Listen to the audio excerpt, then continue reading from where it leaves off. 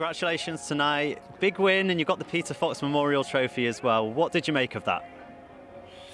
Yeah, I thought that was a good game. I don't know. I don't want to say that my team was off to any degree, because that would take away from Bradford's energy. I thought they had a massive amount of energy in the game. There was some stuff we could have been better at, but I'd rather just give Bradford some credit on that. I'd also like to pay respect to the Fox family. Peter Fox was my first coach when I signed with Bradford Northern, and when he handed me a contract, he says, "Here's 28 quid a week." And I said, "Can I take it home and talk to my family about it?" He said, "No, you bloody can't." He said, "Sign it now or don't sign it at all." And that's one of many stories I heard about Peter Fox. You're a brilliant coach, Peter. Well beyond his years. Brian Smith took over from Peter Fox, and obviously Brian Smith showed everybody how to play a game very differently, but a lot of his philosophies were similar to Peter's. So I'd just like to give Peter Fox and his family a lot of credit tonight. Lovely words. It was a great group performance on the whole, though, would you say?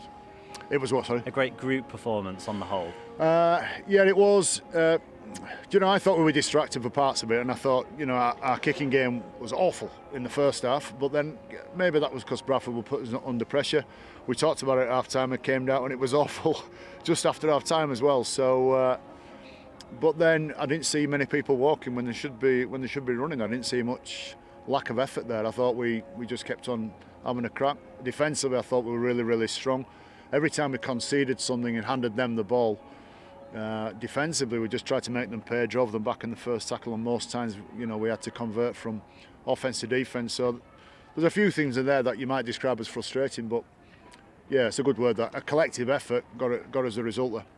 And we spoke about big name signings before, and Riley Jacks had a great performance tonight. But I noticed you brought Kerala off towards the end and put Pickersgill back on. Yeah. What made that decision?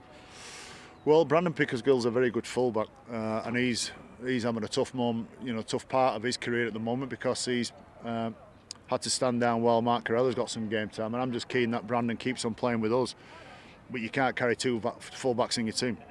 So it's the same when Connor Jones doesn't play this week as a result of that decision to put Brandon on the bench. So there's some really big decisions going on with team selection each week, and it's tough on the players. It's an hard decision to come up with the 13 and the 17 when we've got the talent that we have. But I can't give Connor Jones and Brandon any more credit, because they're handling it with class. They're dealing with it. They're not happy that it's happening, but they understand why we've got to do it. And you talk about a team collective effort there. You do go through the year, you have a squad effort, and the whole squad has to buy into what you're talking about. And at the end of the day, you can only pick 13 players, and there'll be a lot of disappointed players each week.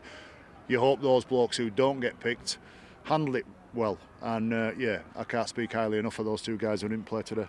Well, it's not a bad position to be in, so congratulations tonight, and go off and celebrate. Thank you. Cheers. Thank you.